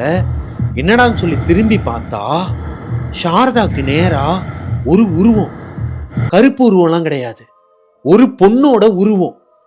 அந்த உருவம் வந்து ஒரு மாதிரி அகோரமா இருக்குதாங்க. வெள்ளை கலர்ல ஒரு ட்ரெஸ்ஸு, அது சுடிதார் மாதிரி ஒரு ட்ரெஸ்ஸு, அங்கங்க கிழிஞ்சினா நார்மலா கிழிச்சு விட்ட மாதிரி கிடையாதாங்க, ஒரு மாதிரி சேத்துலையும் சகதிலையும் புரண்டு, சுடுகாட்டுல புரண்டு எந்திரிச்ச மாதிரி. லைக் சுடுகாட்டுல வந்து அந்த மணல்ல புரண்டு எந்திரிச்சா அங்க இருக்கிற அந்த மாலையோட இதெல்லாம் இருக்கும் பார்த்தீங்களா, அந்த மாதிரியான ஒரு தோற்றத்துல பல்லுலாம் வந்து இடம் மாதிரி இருக்குதாங்க. கோரமா இருக்குதான், மூக்கு கிட்ட பல்லு இருக்குதான், அந்த மாதிரி கோரமா இருக்குதான் பாக்குறதுக்கே. கண்ணே இல்லையா, வெள்ளை கலர்ல இருக்குது, வெறும் வெள்ளைக்கரு மட்டும்தான் இருக்குது. அந்த பொண்ணோட உடம்புல சதைங்கெல்லாம் அங்கங்க கிழிஞ்சு தொங்குதாங்க. அதுல இருந்து ரத்தம் வந்துட்டு இருக்குதான். ரத்தமும் அப்படியே கீழே சொட்டாம உறைஞ்சு போய் நிக்கிற மாதிரி இருக்குதான். இது இவங்களுக்கு நல்லா தெரியுது இது கனவுதான். இருந்தாலுமே அவங்களுக்கு வெளியே வந்து கை கால்லாம் உதறிட்டு இருந்திருக்குது. இதுவே அவங்க ஹஸ்பண்ட் சொல்லி தான் அந்த பொண்ணுக்கு தெரிஞ்சிருக்குது. அப்போது அந்த கனவுலேருந்து அவங்களால வெளியே வர முடியலை. அவங்க ஹஸ்பண்ட் வந்து எவ்வளவோ எழுப்புறதுக்கு ட்ரை பண்ணியிருக்கிறாங்க. இவங்களுக்கு கனவுக்குள்ள கண்டிப்பாக ஒரு ஏவல் தாங்கிறது தெரியுதாங்க. யாரோ ஒருத்தவங்க ஏவி விட்டுருக்காங்க. அந்த பொண்ணு அந்த பேயா நிற்குது இல்லையா, அந்த உருவம் இவங்களை பார்த்து ஒரு மாதிரி வாண்டடாகவே முகத்தை பயங்கரமாக வச்சுருக்குதான், பயப்படுற மாதிரி. இவங்க பயப்படுவாங்கன்னு சொல்லிட்டு இவங்க என்னதான் பயப்படாத மாதிரியே அந்த உருவத்தை பார்த்துட்டு இருந்தாலும் ஒரு கட்டத்துக்கு மேலே பயம் வரும் இல்லையா. பயந்து போய் சாரதா என்ன பண்ணியிருக்காங்கன்னா கண்ணை மூடி இருக்கிறாங்க. கண்ணை மூடிட்டு சாரதா அனுமன் சாலிசா சொல்ல ஆரம்பிச்சிருக்கிறாங்க. அனுமன் சாலிசா சொன்னாலுமே அவங்களுக்குள்ள ஒரு மாதிரி நடுங்க ஆரம்பிச்சிருக்கு. என்னடா இது, கண்ணு முன்னாடி ஒரு உருவம், இத்தனை நாளாக வந்து ஒரு உருவமாக, கருப்பு உருவமாக தான் பார்த்துருக்குறோம், கனவுல தான் வந்து டிஸ்டர்ப் பண்ண. இப்போ கனவுலேயே ரொம்ப ஒரு மாதிரி கொடூரமா, இந்த அளவுக்கு ஒரு மாதிரி அசிங்கமா இருக்குது, ரத்தமா இருந்து ஒரு மாதிரி இருக்கு. அது மட்டும் இல்லாம அந்த பேய் இருக்கு இல்லையா, அது இவங்களோட குழந்தைய மட்டும் இல்ல, இதுக்கு முன்னாடி நிறைய பேர், நூத்துக்கணக்கான பேரோட குழந்தைங்களை பச்சையா எடுத்து சாப்பிட்ற மாதிரிலாம் விஷுவலா தெரியுதாங்க. கண்ணு மூணாலுமே தெரியுதான் விஷுவலா. அந்த பேய் வந்து அதோட வேலை என்ன, அது யாருக்கிட்டே சாபம் வாங்கியிருக்குது, அது எங்கேயே இறந்து போன ஒரு உடல், அந்த உடலை எவனோ ஒருத்தன் ஏதோ ஒரு சாமியார் எடுத்து யூஸ் பண்ணிட்டு இருக்கிறான் செய்வனைக்கு, ஏவலுக்கு. அப்படி இருக்கும் பட்சத்துல அந்த சாபத்துக்கு ஆளாகி அது எல்லாரோட குழந்தைங்களையும் சாப்பிட்டு தான் உயிர் வாழுது. இப்போ சாரதாவோட 2 குழந்தைங்களையும் சாப்பிட்டதும் இங்க வந்திருக்கிற இதே ஆத்மா தான். அப்ப அவங்களுக்கு எப்படி இருக்கும்? ஆஸ்திரி போட்டு ஒட்டின மாதிரி இவங்களோட வாயை திறக்க முடியலையாங்க, வாயை திறக்க முடியலையா, அது சிரிக்குதான். இன்னும் எவ்வளவு நேரத்துக்கு கண்ணை மூடிட்டு இருப்ப, கண்ணை ஓபன் பண்ணு, அவ்வளவுதான் எல்லாம் முடிஞ்சது அப்படிங்கிற மாதிரி பேசுதாங்க இவங்க கிட்ட. உங்களுக்கு அவ்வளவுதான்டா, லைஃப் முடிஞ்சது. குழந்தைய எப்படியோ 9 மாசம் 2 குழந்தையுமே வந்து ஆரம்பத்திலே களைச்சிருச்சு, சாப்பிட்டுருச்சு. இப்போ 9 மாசம் இருக்கிற எல்லா டிப்ரெஷனையும் தாங்கிக்கிட்டு, ஃபேமிலியில் இருக்கிற எல்லாரையும் அனுசரிச்சுக்கிட்டு, எல்லா வேதனையும் தாங்கிக்கிட்டு இவ்வளவு தூரம் கொண்டு வந்தோம். 2 வாரத்துல குழந்தை பிறக்க போகுது, இப்போ இது நம்ம குழந்தைய சாப்பிட போகுதுங்கிற அந்த ஒரு மைண்ட் செட்டுக்கே வந்து மனசு உடைஞ்சு அழுக ஆரம்பிக்கிறாங்க. அழுதுகிட்டே கண்ணை திறக்கிறதுக்கு ட்ரை பண்றாங்க. கண்ணை திறக்கிறாங்க, ஒரு கட்டத்துக்கு மேல கண்ணையும் திறக்கிறாங்க. திறந்து பார்த்தா அந்த உருவம் இவங்களுக்கு ரைட் சைடில், முன்னாடி இருந்த உருவம் ரைட் சைடில் போய் நின்று பயந்துகிட்டு இருக்கு. இவங்களை பார்த்து பயந்துகிட்டு இருக்கு. வேணாம் வேணாம், சொன்னா கேளு, வேணாம் அப்படிங்கிற மாதிரி பயந்துகிட்டு இருக்கு. சாரதாக்கு ஒண்ணுமே புரியல. எல்லாமே போச்சு, நம்ம அவ்வளவுதான், இதுக்கப்புறம் முடிஞ்சதுடா நம்ம வாழ்க்கை, நம்ம குழந்தையோட வாழ்க்கை முடிஞ்சுடா, நம்மளும் சூசைட் பண்ணிக்கலாங்கிற ஒரு முடிவுக்கு வந்தபோது இன்னும் திறந்து பார்த்தா அந்த ஆத்மா பயந்துகிட்டு இருக்கு. இவங்களை சுத்திலும் ஒரு ஒளி. இந்த வெளிச்சம் அவங்க வீட்டு டியூப்லைட் வெளிச்சம் கிடையாது, விளக்கு ஏத்தணும்னா அந்த வெளிச்சமும் கிடையாது. இது ஒரு மாதிரி புனிதமான ஒளியா இருக்கு. இந்த வெளிச்சத்தை இதுக்கு முன்னாடி இவங்க பார்த்ததே கிடையாது லைஃப்ல. ரொம்ப புனிதமா இருக்கு. இவங்களை சுத்தி ஒரு பாசிட்டிவ் வைப் இருக்குது. இருந்தாலும் கண்ணுக்கு முன்னாடி அந்த பேய் நிக்குது இல்லையா, அதை பார்த்து ஒரு பயம் இருக்கு. ஏன்னா இப்போ அந்த பேய் 2 பேயா தெரியுது. ஒன்னு அம்மா பேய், இன்னொன்னு அதோட குழந்தை, 6 வயசு குழந்தை பேய். அவங்க அந்த ஒரு உடம்புல 2 பேய் தெரியுது. யாரா நீங்களா, யார் இவங்க 2 பேரும், எதனால வந்து ஏவலுக்கு ஆளாகணும், எதனால வந்து நம்ம குழந்தைய சாப்பிடணும், இப்படி பல கேள்விகள் இந்த பொண்ணுக்குள்ள பயந்த மாதிரியே வரும்போது இந்த பொண்ணோட கைய பின்னாடி இருந்து ஒரு கை தூக்கி அந்த பேயோட தலை மேல வைக்குதுங்க. எனக்கு இப்பயும் புல்லரிக்குது. பின்னாடி இருந்து அந்த ஒரு கை வந்துச்சு இல்லையா, அந்த கையை இவங்க பார்த்துருக்குறாங்க. இந்த பாடி பில்டரோட கை இருக்கும் பார்த்துருக்கீங்களா, ஒரு மாதிரி வெயிட்லாம் தூக்கி ரொம்ப ஒரு மாதிரி நல்லா மசுலா இருப்பாங்க இல்லையா, அந்த மாதிரியான ஒரு ஹேண்டு, தெய்வீகமான ஒரு கை. அந்த கையில ரோமங்கள், முடி, ஃபுல்லா முடி, இந்த மாதிரியான ஒரு கை தான் தூக்கிட்டு வந்து இவங்களோட கைய பயப்படாத, நான் இருக்கேன், கவலைப்படாதன்னு சொல்லிட்டு அந்த கை, இவங்களோட கையை எடுத்து அந்த பேயோட தலையில வச்சிருக்குதுங்க. இந்த பேயோட தலையில வச்சதுக்கு அப்புறமா இவங்களுக்கு விஷுவலா என்னென்னமோ ஓடி இருக்குது. பேயா வந்திருக்கிற அந்த பொண்ணு, அவங்களோட குழந்தை இருக்கு இல்லையா, இவங்க 2 பேரும் அவங்க ஹஸ்பண்ட் 3 பேரும் ஒரு கிராமத்துல வாழ்ந்து வந்துட்டு இருக்கிறாங்க. அப்போ இந்த குழந்தை இருக்காங்க இல்லையா, அந்த குழந்தை மென்டலி சேலஞ்சு குழந்தையாங்க, கொஞ்சம் மூளை வளர்ச்சி இல்லாத குழந்தைங்கிறனால அவங்களோட அப்பாவே, அந்த குழந்தையோட அப்பாவே அந்த குழந்தைய மென்டல்னு சொல்லி அவங்க அம்மாவுக்கு அது பிடிக்காம அவங்க ஹஸ்பண்டை விட்டுட்டு குழந்தைய மட்டும் தூக்கிட்டு தனியாக வந்திருக்கிறாங்க. இருந்தாலும் இந்த சமூகம் இருக்கு இல்லையா, இந்த உலகம் இருக்கு இல்லையா, அது ஒரு கேவலமான உலகங்கிறத அவங்க 2 பேர்கிட்டையும் காட்டியிருக்குதுங்க.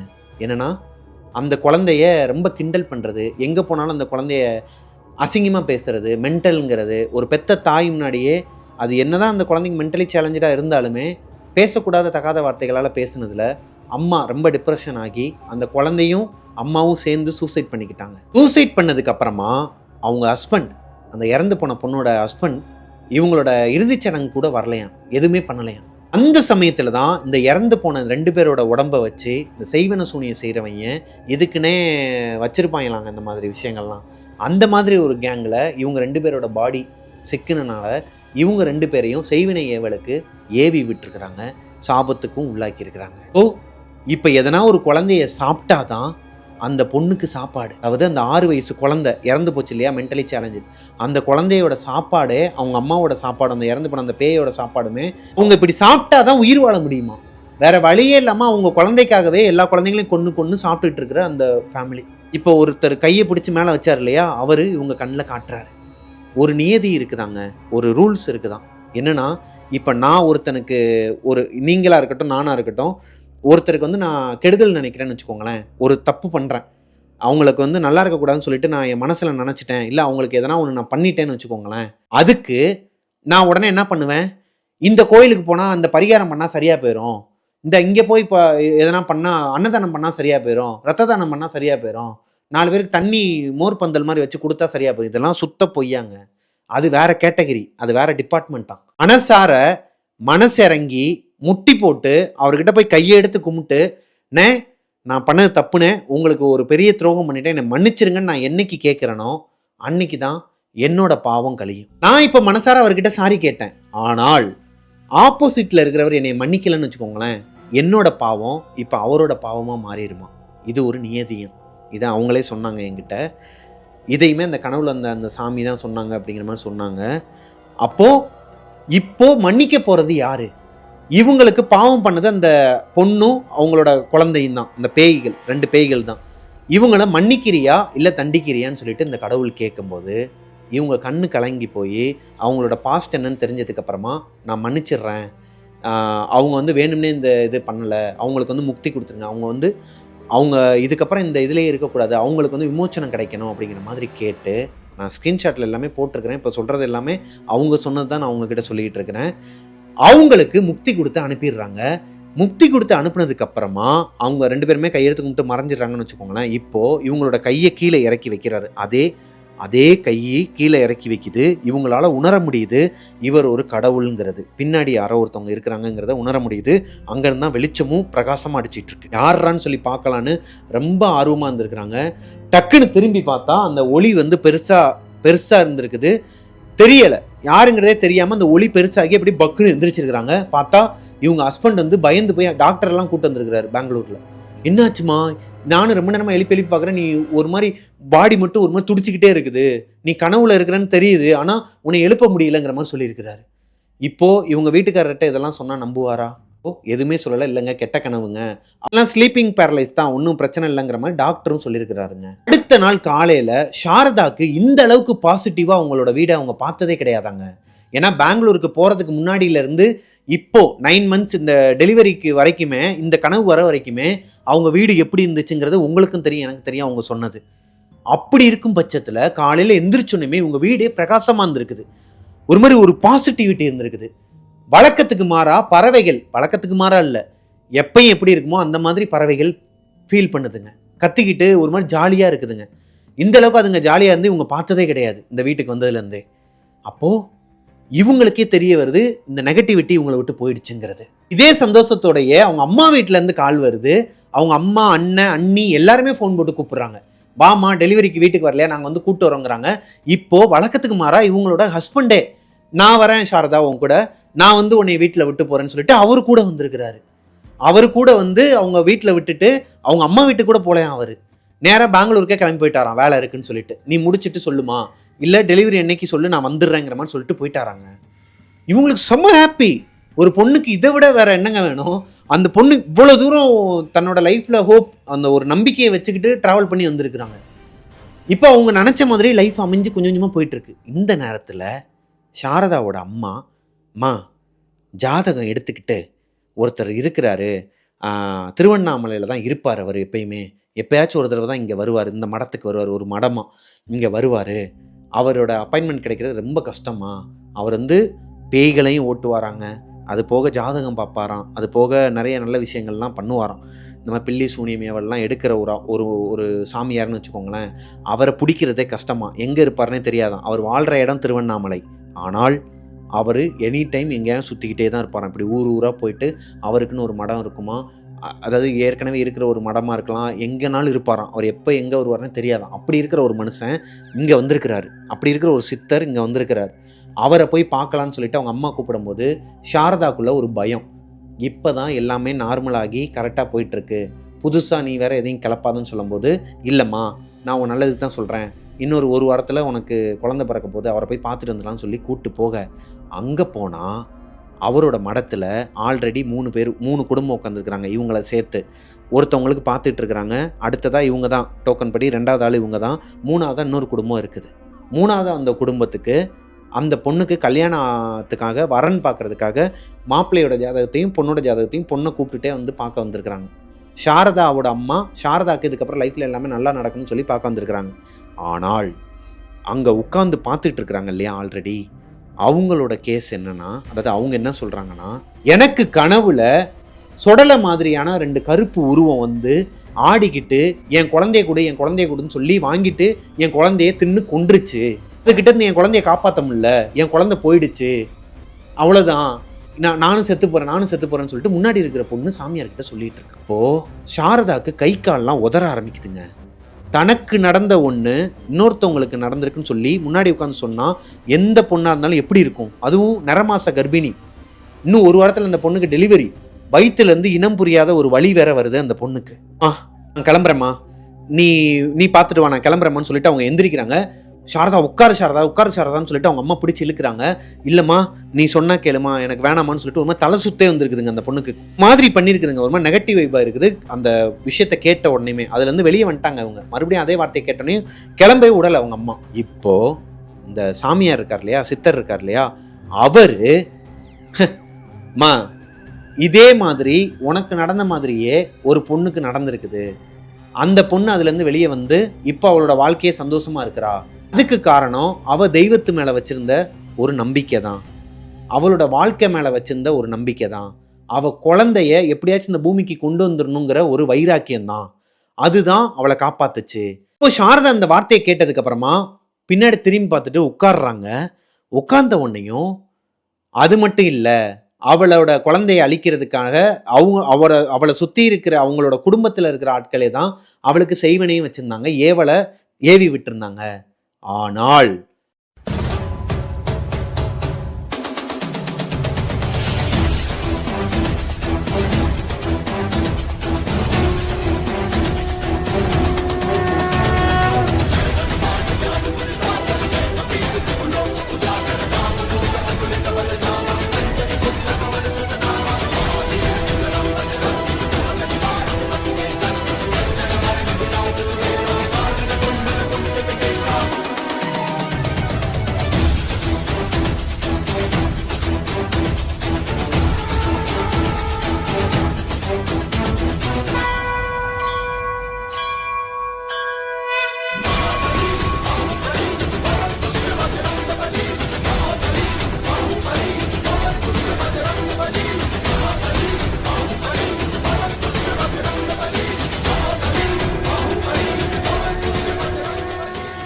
அந்த ஏவல் கிட்ட இருந்து இந்த பொண்ணை ஆஞ்சநேயர் காப்பாத்திட்டாரு அப்படிங்கிற ஒரு வார்த்தையை சொல்லிட்டு இந்த பொண்ணு முன்னாடி உட்காந்துருக்குன்னு வச்சுக்கோங்களேன், பின்னாடி சாரதா அவங்க அம்மா உட்காந்துருக்காங்கன்னு வச்சுக்கோங்க. இந்த பொண்ணை பார்த்து சித்தர் பேசிட்டு இருக்கிறாரு. சித்தரோட முகமே சாரதாக்கு தெரியல, அவங்க அம்மாவுக்கும் தெரியாது. அப்படி இருக்கும் பட்சத்துல இப்படி எட்டி பார்த்து சொல்லியிருக்கிறாருங்க. எட்டி பார்த்து ஆஞ்சநேயர் அந்த பொண்ணை காப்பாத்திட்டாரு அப்படின்னு சொல்லிட்டு ஒரு மாதிரி அவர் கண்ணிலேயே தெரிஞ்சிருக்குங்க அந்த விஷயம். இவங்களோட கனவுல நடந்தது, இவங்களுக்கு நடந்தது எப்படி அந்த சித்தருக்கு தெரியும்? எப்படி தெரியும்? இப்போ கூட புல்லரிக்குதுங்க ஒரு மாதிரி. அவங்க அம்மாவும் சொல்லலை, இவங்க அம்மா வந்து என்ன விஷயம்னு சொல்லாம தான் கூட்டு வந்திருக்கிறாங்க. அந்த சாமியார் வந்து அவ்வளோ சீக்கிரம் பார்க்க முடியாது. இவங்களுக்கு சாரதாக்கு என்ன பிரச்சனைங்கிறதையும் அவங்க ஷேர் பண்ணலை. அதே நேரத்தில் சாரதாக்கு இந்த மாதிரி ஒரு கருப்பு உருவம் வந்து அவங்க குழந்தைய தின்றுச்சு, சாரதா ஆல்ரெடி வந்து 2 தடவை டிப்ரெஷனுக்குள்ள போயிட்டாங்கிற விஷயமும் அந்த சித்தருக்கு தெரியாது, அவங்க அம்மாவும் சொல்லலை. அப்படி இருக்கும் பட்சத்தில் எப்படி கரெக்டாக இவங்களை பாயிண்ட் அவுட் பண்ணி பார்ப்பாரு? கனவுல வந்தது ஆஞ்சநேயரா? இப்போதான் இவங்களுக்கு ஒரு மாதிரி புல்லரிச்சு ஒரு மாதிரி சந்தோஷத்தோட உச்சிம்பாங்க இல்லையா, அந்த ஒரு ஸ்டேஜுக்கு போயிட்டாங்க சாரதா. நம்ம நம்பின கிருஷ்ணர் ராமர் அவங்க தான் ஆஞ்சநேயரை அனுப்பி வச்சாங்களா? ஆஞ்சநேயர் எப்படி வந்தாரு? அப்போ அவங்க பார்த்த அந்த கை, அந்த ரோமங்கள், அதிகமான முடி, இப்பதான் அவங்களுக்கு தெரியுது அது ஆஞ்சநேயரோட கை. ஆஞ்சநேயரோட கையை மட்டும்தான் பார்த்துருக்காங்க. உருவத்தை பார்த்துடலாம்னு சொல்லி திரும்பும்போது தான் அந்த ஒளி பெருசாகி அந்த கனவுல இருந்து அவங்க வெளியே வந்துடுறாங்க. இப்ப உங்களுக்கு இனம் புரியாத ஒரு சந்தோஷங்க. கடவுள் ஆஞ்சநேயர் ஹனுமன் வந்து நம்மளை காப்பாத்திருக்கிறாரா? இதுக்கப்புறமா அந்த சித்தரை பார்த்துட்டு அவரும் சொல்லியிருக்கிறாரு, இதுக்கப்புறம் எல்லாமே நல்லதா நடக்கும், நீ எப்பயும் போல நம்பிக்கையாவே இருமான்னு சொல்லி அனுப்பியிருக்கிறாருங்க. உனக்கு ஒரு பெண் குழந்தை பிறக்கணும்னு சொல்லி அனுப்பியிருக்கிறாரு. இவர் சொன்ன மாதிரியே சாரதாக்கு ஒரு பெண் குழந்தை பிறந்திருக்குதுங்க. லைக் அந்த மகாலட்சுமி கனவுல வந்து கொடுத்தாங்க இல்லையா, அதே மாதிரியே ஒரு பெண் குழந்தை தான். கனவுல வந்ததும் பெண் குழந்தை தான், சித்தர் சொன்னதும் பெண் குழந்தை தான், அவங்களுக்கு பிறந்ததும் பெண் குழந்தை தான். அவங்க டோட்டலாகவே இந்த டிப்ரெஷன்லேருந்து எல்லாத்துலேருந்தும் வெளியே வந்துட்டாங்க. அவங்களோட லைஃபே வேற மாதிரி மாறிடுச்சு. ரொம்ப சந்தோஷமா இருக்கிறாங்க. ஆனால் இந்த நேரத்துல தான் அவங்களோட குழந்தைக்கு ஒரு 3-4 மாசம் இருக்குமாங்க. 4 மாசம். 4வது மாசத்தப்போ சம்பந்தமே இல்லாம நைட்டு அலறி அடிச்சு எந்திரிச்சு அழுக ஆரம்பிச்சிருக்கிறாங்க. என்னடான்னு சொல்லி எந்திரிச்சு பார்த்தா ஏங்கி ஏங்கி ஒரு மாதிரி ரொம்ப அழுகுவாங்க இல்லையா குழந்தைங்க, எதையோ பார்த்து பயந்த மாதிரி, அந்த மாதிரி அழுதுருக்கு அந்த குழந்தை. பெங்களூர்ல இருக்கிறாங்க. இப்போ பெங்களூர்ல தான் இப்போ நடக்குது. இந்த குழந்தைய கொண்டு போனதுக்கு அப்புறமா பெங்களூர்ல இந்த சம்பவம் நடந்துட்டு இருக்கும்போது அவங்க வீட்டுக்காரர் ஒரு மாதிரி திருன்னு முழிக்கிறாரு. என்னங்க என்னாச்சுன்னு சொல்லி கேட்குறாங்க சாரதா. இல்லை ஒன்றும் இல்லைம்மா, ஒன்றாகுதா பாப்பான்னு சொல்லிட்டு இருக்கும்போதே இவங்க காளியம்மனோட குங்குமம், இவங்க ஊரில் காளியம்மன் வந்து ஃபேமஸாக, அவங்களோட குங்குமம் எடுத்துகிட்டு வந்திருக்காங்க. அந்த குங்குமத்தையும் அனுமனோட அந்த செந்தூரத்தையும் பூசியிருக்கிறாங்க அந்த குழந்தை மேலே. பூசினதுக்கப்புறமா மோட்ரு ஓடிட்டு இருக்கும்போது சுவிட்ச் ஆஃப் பண்ணால் எவ்வளோ அமைதி நிலவும், அந்த மாதிரி ஏங்கி ஏங்கி கத்தி எதையோ பார்த்து பயந்து அழுதுகிட்டு இருந்த குழந்தை அந்த 2 குங்குமத்தையும் பூசினதுக்கப்புறம் கப்சுப்புன்னு ஆகி படுத்து தூங்கிருச்சாங்க. இவங்களுக்கு ஒன்றுமே புரியலை, என்னடா அது, சரி ஓகே தூங்கிருச்சுலன்னு சொல்லிட்டு இவங்களும் படுத்து தூங்க போகும்போது அவங்க ஹஸ்பண்ட் வந்து தண்ணியை குடிச்சிக்கிட்டு ஒரு மாதிரி ஸ்வெட்டிங் ஆகிட்டு இருக்கு ஏசியில். என்னங்க நீங்கள் எதையோ ஒன்று மறைக்கிறீங்க, என்னன்னு சொல்லுங்கன்னு சொல்லும்போது சொல்ல மாட்டாரு. வாண்டடா இவங்க ரொம்ப அழுத்தி கேட்கும் போது தான் அவர் சொல்கிறாரு, மா நீ மாசம் ஆயிட்டேல, 4 மாதம் வரைக்கும் அவங்க ஊரில் தானே இருந்தாங்க, 4வது மாதத்துக்கு அப்புறம் தான் இங்கே வந்துட்டு பெங்களூர் வந்துட்டு அப்புறமா 9வது மாதம் ரிட்டர்ன் போயிட்டாங்க. இந்த 4 மாதத்தில் இவர் தூங்கும்போது சாரதாவோட ஹஸ்பண்ட் இங்கே பெங்களூரில் அவங்க வீட்டில் அவங்க ரூமில் படுத்து தூங்கிட்டு இருக்கும்போது ஒரு கருப்பு உருவம் அவர் மேலே ஏறி உட்காந்து அவரை சொலுப்புன்னு அரைஞ்சிருக்குதுங்க. அரைஞ்ச அறையில் பயந்து போய் எந்திரிச்சிருக்கிறாரு. எந்திரிச்சு பார்த்தா கையெச்செல்லாம் இருக்குது. ஆனால் சுற்றிலும் பார்த்தா மயான அமைதி, இருட்டு. லைக் சாரதாக்கு என்னென்னலாம் நடந்துச்சோ அது எல்லாமே அவங்களோட ஹஸ்பண்டுக்கும் நடந்திருக்குது. இதை என்கிட்ட முன்னாடியே சொல்லலை. அப்புறம் நான் வேற 5வது மாதம் இங்கே வந்துட்டேனேங்க, 4வது மாதம் முடிஞ்சு இங்கே வந்துட்டேனேங்க, எனக்கு எதனா ஆயிருந்துச்சுன்னா என்ன பண்ணுவீங்க? அம்மா இல்லைம்மா, இதை உங்ககிட்ட மறைக்கணும்லாம் மறைக்கல, உங்ககிட்ட சொன்னால் நீ பயந்துருவ, வயிற்றுல குழந்தைய வச்சுக்கிட்டு நீ எதனா டிப்ரெஷனுக்குள்ளே போயிடுவேன்னு சொல்லிட்டு தான் நான் சொல்லலை அப்படிங்கிற மாதிரி சமாதானப்படுத்துறதுக்கு நிறைய விஷயங்கள்லாம் பேசியிருக்கிறாரு. இப்போ சாரதாவோட மைண்டில் என்ன ஓடிருக்கு, இது வரைக்கும் தான் என்கிட்ட அவங்க ஷேர் பண்ணாங்க, இதோட முடிஞ்சது கதை அவங்க சொன்னது. இப்போ சாரதாவோட மைண்ட் செட் என்னவா இருக்கும்? என்னவா இருக்கும் அவங்க மைண்ட் செட்டு? ஐம் வெயிட்டிங் அப்படிதான் இருக்கும்ண்ணா. ஏன்னா எல்லாம் பார்த்தாச்சு அப்படின்ட்டு தான் இருக்கும் அவங்களுக்கு இல்லையா? எனக்கே ஒரு மாதிரி இந்த ஸ்டோரியை முடிக்கும் போது என்ன அறியாமலே சிரிப்பு வந்துருச்சுங்க. அவங்க சொன்னது, அவங்க ஹஸ்பண்ட் சொன்னாரா, அந்த மாதிரி கருப்பு உருவம் ஒன்று இருக்கு, நான் உங்ககிட்ட சொன்னா நீ பயந்துருவ, நீ ரொம்ப உடஞ்சி போயிருவ மனசு. இவங்க எவ்வளோ விஷயத்தை தாண்டி வந்திருக்கிறாங்க. ஓகே, எனிவே அவங்க ஹஸ்பண்டுக்கு அந்த மாதிரி ஒரு தாட் இருந்தது ஒரு நல்ல விஷயம் தான் இல்லையா? கணவராக அவர் யோசிச்சிருக்கிறாரு மாசமாக இருக்கிறாங்கன்னு சொல்லிட்டு. ஓகே, இதுக்கப்புறமும் இப்போ வரைக்குமே அந்த மாதிரியான சம்பவங்கள் தொடருதாங்க. அப்பப்போ குழந்தை எந்திரிச்சு அழுகுமா, ரொம்ப அழுகும்போது இந்த மாதிரி குங்குமம் வச்சுட்டாங்க அப்படின்னா குழந்தை படுத்து தூங்கிருமாங்க. இதோட சாரதா என்கிட்ட சொன்ன, சாரதா கிடையாது அவங்களோட நேம், அவங்க ஒரு சைக்காலஜிஸ்ட்டுங்கிறனால அவங்களோட நேம் வந்து மென்ஷன் பண்ண வேணான்னு சொன்ன காரணத்தினால் நான் அவங்களோட நேம் எதுவுமே மென்ஷன் பண்ணல, அவங்க ஊர் எதையுமே மென்ஷன் பண்ணல. ஆக்சுவலாக இது பெங்களூரில் நடந்த கதையும் கிடையாது. எல்லாமே ஒரு புனைப்பெயர்கள், கற்பனை தான் வச்சுக்கோங்களேன். ஆனால் அவங்க சொன்னதை நான் உங்ககிட்ட அப்படியே ஒப்படைச்சிட்டேன். இன்னொரு விஷயமும் உங்ககிட்ட சொல்ல சொன்னாங்க. ஏன்னா உங்களோட கமெண்ட்ஸ்லாம் அவங்க நிறையா பார்த்துருக்குறாங்க. பார்த்துட்டு அவங்களுமே சொன்னாங்க, இவ்வளோ பேர் ஆதரவு கொடுப்பாங்கன்னு நான் நினைக்கல, எனக்காக இவ்வளோ பேர். அவங்களுக்கு வந்து ஒரு புரணி பேச்சு பேசுறது கூட பக்கத்து வீட்டில் ஆள் இருக்க மாட்டாங்களாம். யார்ட்டையும் நம்பி பேச முடியாது இல்லையா? சொந்தத்துக்குள்ளேயே இவ்வளோ கலவர பூமியாக இருக்கும்போது யார்கிட்டடா பேசலான்ட்டு இருந்தப்போ உங்ககிட்ட பேசுகிறேன். கடைசியில் என்னையே வந்து புரணி பேச்சாளராக மாற்றிட்டாங்கன்னு நினைக்கிறேன் இல்லையா? உங்ககிட்ட பேசும்போது நீங்கள் அதை எல்லாத்தையும் சொல்கிறீங்க. அதை கேட்டுட்டு நிறைய அக்காக்கள், அம்மாக்கள்லாம் வந்து எனக்கு சப்போர்ட் பண்ணி கீழே கமெண்ட் பண்ணும்போது எனக்கு கொஞ்சம் மனசுக்கு ஜில்லுன்னு இருக்குண்ணா அப்படிங்கிற மாதிரி சொன்னாங்க. ஓகே, நம்ம வேலை என்னன்னு தெரியாமல் கொஞ்ச நாளாக போயிட்டுருக்கோம். என்ன பேய் கதை தான் நம்பி நம்ம எடுக்கிறோம். அது வந்து மாமியார் மருமக சண்டை இந்த மாதிரிலாம் போகுது. ஸோ வீட்டில் இருக்கிற மாமியார் மருமகள்லாம் சேர்ந்தே டெவில்ஸ் கிச்சன்லாம் பார்த்துட்டு இருக்காங்க. அவங்களுக்குலாம் நான் ஒன்று சொல்ல விரும்பிக்கிறேன். உங்களோட அமைதியை உருக்குலைச்சி உங்கள் வீட்டுக்குள்ளே ஒரு 4ஆம் உலக போகிற 3ஆம் உலக போகிற கொண்டு வரக்காண்டி நான் இந்த விஷயங்கள்லாம் பண்ணலை. நீ ஏன்பா எடுத்து கொடுக்குற? நான் அவங்க சொன்னதை உங்ககிட்ட ஒப்படைச்சிட்டேன். அவங்க இன்னொரு விஷயம் சொல்ல சொன்னாங்க, என்னன்னா, அண்ணே நான் உங்களோட வீடியோ வந்து ஸ்டார்டிங்லேருந்து பார்த்துட்ருக்கிறேன். உங்களுக்கு இந்த முதுகில் டிஸ்க் பல்ஜ் ஆனது எல்லாமே வந்து நான் பார்த்துட்டு தான் இருக்கிறேன். நீங்கள் அப்பப்போ உங்கள் வீடியோஸ்லேயே சொல்லுவீங்க, நெகட்டிவ் வைபாக இருக்குது, வீடியோ எடுக்கிறதுக்கு அவ்வளோ தடங்கள் இருக்குது, அவ்வளோ தடைகள் இருக்குன்னுலாம் சொல்லுவீங்க.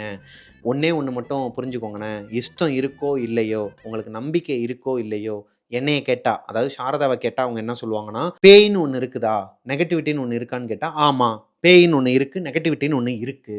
பாசிட்டிவிட்டின்னு ஒண்ணு இருக்கா? கடவுள்னு ஒருத்தர் இருக்கிறாரா? ஆமா. பாசிட்டிவிட்டின்னு ஒண்ணு இருக்கு, கடவுள்னு ஒருத்தர் இருக்கிறாரு. பிகாஸ் நான் என்னோட வாழ்க்கையில சாரதாவா பேசுறேன். நான் என்னோட வாழ்க்கையில இது 2யுமே பார்த்துட்டேன், அனுபவிச்சுட்டேன், போராடிட்டேன், ஜெயிக்கவும் செஞ்சுட்டேன். அதனால நான் 2யுமே நம்புவேன். நீங்க நம்புறவங்க நம்புங்க. அதாவது இப்ப யாருக்கு சொல்றாங்கன்னா, கமெண்டர்ஸ் அந்த நெகட்டிவ் கமெண்டர்ஸ்லாம் இருக்கிறாய்ங்க பார்த்தீங்களா? நமக்கு ஆரம்பத்தில வந்துட்டு இருந்தாங்கல்ல, "என்னடா நீ பாட்டுக்கு உன் வாய்க்கு வந்ததெல்லாம் உருட்டு, உருட்டு, உருட்டு" அப்படின்ட்டு இருக்காங்கல்ல, அவங்களுக்கு சொல்றாங்க. நம்புறவங்க நம்புங்க. அவங்கவங்களோட வாழ்க்கையில எல்லாருமே ஒரு பருவத்த தாண்டுவாங்க இல்லையா? சின்ன வயசுலேருந்து கொஞ்சம் கொஞ்சமா தாண்டி போம்போது துரோகத்த பார்ப்பாங்க, நட்ப பார்ப்பாங்க. அதே மாதிரி தான் இந்த நெகட்டிவிட்டியும் பார்ப்பாங்க. அவங்களா உணரும்போது, அவங்களுக்கு அதோட வலி என்ன? வேதனை என்ன? அப்ப இந்த சேனலோட மகிமை என்னங்கிறது தெரியும்ண்ணா, அப்படிங்கிற மாரி சொல்லியிருந்தாங்க. ஸோ, இஷ்டம் இருக்கோ, இல்லையோ, உங்களுக்கு இஷ்டமான தெய்வத்த, அது என்ன மதமா இருக்கட்டும், என்னவா இருக்கட்டும், சாமிய கும்பிடுங்க. நெகட்டிவிட்டி இதெல்லாம் வந்து காதுல வாங்கிட்டு இந்த காதுல வாங்கிட்டு இந்த காதுல விட்டு போயிட்டே இருங்க. நான் சொல்றது. இந்த காதுல வாங்கி இந்த காதுல விட்டு போயிட்டே இருங்க. உங்களுக்கு இஷ்ட தெய்வம் யாரோ அவங்கள நல்லா கும்பிடுங்க. அவங்களுக்காக பூஜை பண்ணுங்க. வாரத்துக்கு ஒரு தடவ அவங்க கோயிலுக்கு போய் அவங்கள பார்த்துட்டு வந்துருங்க. சாரதாவும் இத சொன்னாங்க. கோயிலுக்குலாம் போயிட்டு வந்துருங்கண்ணா அப்படிங்கிற மாரி. இத நான் உங்களோட நலனுக்காகவும் சொல்றேன். பார்த்துட்டு இருக்க குழந்தைங்களுமே அப்பா, அம்மா பேச்ச கேட்டு ஒரு இடத்துக்கு போகக்கூடாதுன்னு சொன்னாங்கன்னா, போகாதீங்க. ஒரு ஒரு விஷயத்த பண்ணாதன்னு சொன்னாங்கன்னா, பண்ணாதீங்க. முக்கியமா நல்லா படிக்கிற வேலைய பாருங்க. நான் பரீட்சைய வச்சுக்கிட்டு உங்களோட வீடியோ நோட்டிஃபிகேஷன் வந்தோனே, நான் இங்க வந்துட்டேன்னு சொல்லிட்டு ஒரு பொண்ணு கமெண்ட்ல சொல்றாங்க. அது ஒரு பக்கம் சந்தோஷப்படுறதா, இல்ல அந்த பொண்ணு படிப்ப அந்த மாதிரி விட்டுட்டு ஏன் இங்க வந்து பாக்குதுன்னு சொல்லி கவலைப்படுறதான்னு தெரியல. எக்ஸாம் இருக்கா? முடிச்சுட்டு வாங்க. நீங்க உடனே பார்க்கணும்லாம் அவசியம் இல்லம்மா. நீங்க எப்ப கமெண்ட்ஸ் போட்டாலுமே நான் பார்ப்பேன், சந்தோஷப்படுவேன். உங்களுக்கு நான் அதுல வந்து ஒரு ஹார்ட்டும் குடுப்பேன். Education first. அடுத்தது தான் இதெல்லாம். ஓகேவா? இந்த ஸ்டோரி இதோட நான் முடிக்கிறேன். ரொம்ப ஆத்திட்டேனோ? லாஸ்ட்டா? ஓகே. சொல்ல வேண்டியது நம்ம கடமை. கேட்க வேண்டியது அவங்களோட உரிமை. என்னப்பா? இல்லப்பா, தளபதி மாரி ட்ரை பண்ணலாமா? ச்சீ! சொல்ல வேண்டியது நான் என்னோட உரிமை. கேட்க வேண்டியது அவங்களோட கடமை. ஒரு சப்ஸ்கிரைபரா, ஒரு ஃபேமிலியா, ஒரு கோஸ்டீஸா அவங்க கேட்டு அப்படி இல்லப்பா. கேட்பாங்க. குழந்தைங்கலாம் பார்க்குறாங்களா, அவங்களுக்கு நம்மளால முடிஞ்ச அளவுக்கு ஒரு இது. இதுக்கப்புறம் உன்னோட சேனலே பார்க்கக்கூடாதா? அன்சப்ஸ்கிரைப். குழந்தைங்களா ஜாலியா விளையாடுங்க. ஏய் டேய் டேய் டேய் அப்பலாம் வராதடா. ஜட்டிய போட்டு வாடா போடா. ஐயோ! சரி ஓகே. ஓகே கோஸ்டீஸ். இன்னைக்கான ஸ்டோரி முடிஞ்சது. நெக்ஸ்ட் ஒரு சூப்பரான ஒரு ஸ்டோரியில உங்கள மீட் பண்ற வரைக்கும் பாய். சேனலை சப்ஸ்கிரைப் பண்ணிருங்க. பக்கத்தில் இருக்க பெல் ஐக்கானை தட்டி விட்டுருங்க. உங்களோட லைஃப்லையும் இதே மாதிரி எதனா அமானுஷ்ய கதைகள் இருந்துச்சுன்னா, நான் எனக்கு ஷேர் பண்ணணும்னு நினைச்சீங்கன்னா, கீழே டிஸ்கிரிப்ஷனில் என்னோட இன்ஸ்டாகிராம் ஐடி கொடுத்துருக்கிறேன். அங்கே வந்து எனக்கு இன்பாக்ஸ் பண்ணுங்க. பாய்.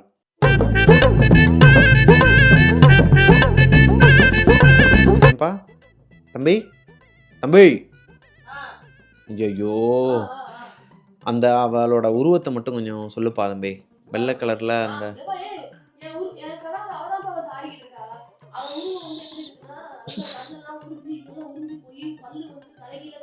ஐயோ ஏய் ஏய் அதெல்லாம் அங்க அவங்க சொன்னதை சொல்லு. அவங்க சொன்னதெல்லாம் எப்படிப்பா உங்க நவுல வரும்? தூங்காதப்பா வந்து கதை எடுக்கும் போது முதல்ல. ஐயோ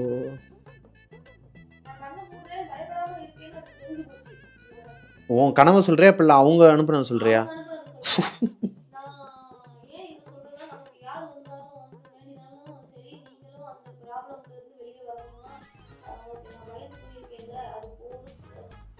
எப்பா நீ சொல்றது உனக்கே புரியுதா?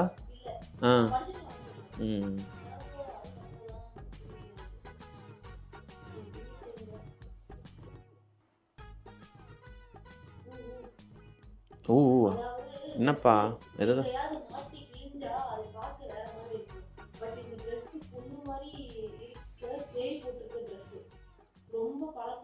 பேய் போட்டிருக்க ட்ரெஸ்ஸுன்னு விற்பாங்களா என்ன? அவங்களுக்கு அப்படி தோணிருக்கும்.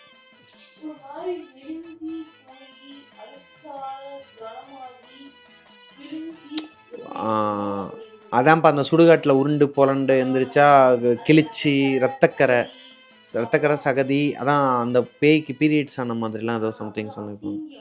அதான் சொல்லுவாங்க சிங்கமா.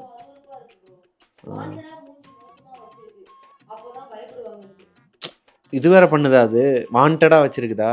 சொலுப்புன்னு வச்சிருக்கணும் கன்னத்திலே. காலவழி மாமியார் வச்சாலா யார் வச்சான்னு கேட்டிருக்கணும். நானும் தான் கேட்டுருவேன் போய்.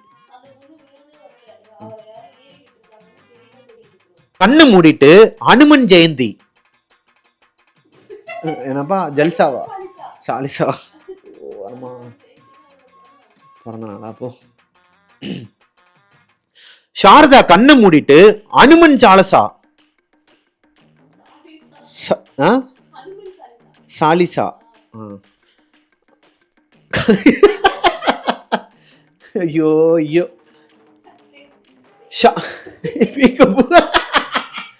கம்முன்னு இருப்பான் அவனே டைவர்ட் ஆகி நிற்கிறான்.